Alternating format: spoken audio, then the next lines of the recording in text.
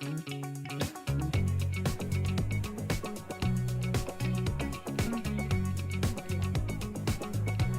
yeah.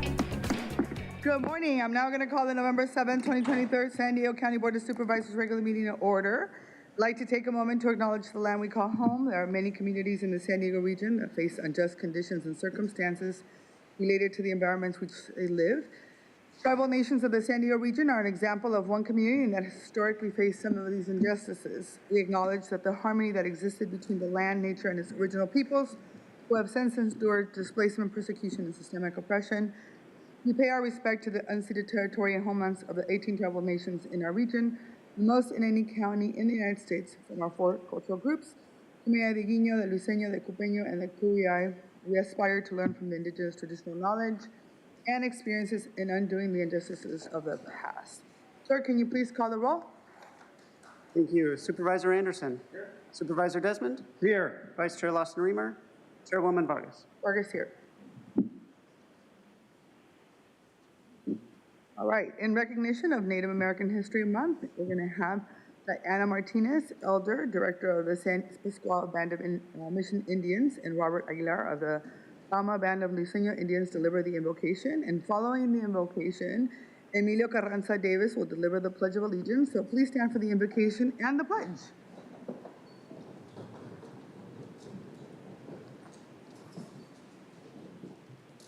Good morning, Chairwoman Vargas and County Board of Supervisors. I'm Diana Martinez. I am an enrolled tribal member of the San Pascual Band of Mission Indians. I've worked for my tribe for 52 years, and I'm still employed there. I've worked in several capacities, and currently I've worked in the housing department as the executive director for 17 years. So today I'm honored to give the invocation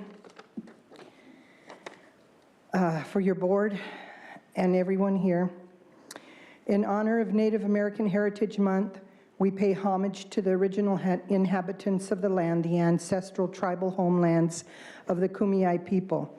The Kumeyaay have lived here since time immemorial.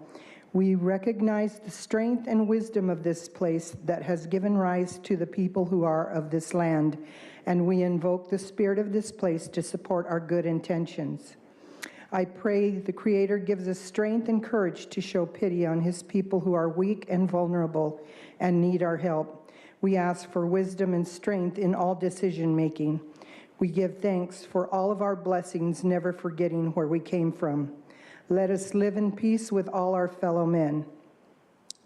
Give the gift of wisdom to our governments. May they make good decisions for all mankind so that humanity may thrive. We have always had an intricate, respectful, and protective relationship with our natural environment for millennia. We have been stewards of the land, not owners.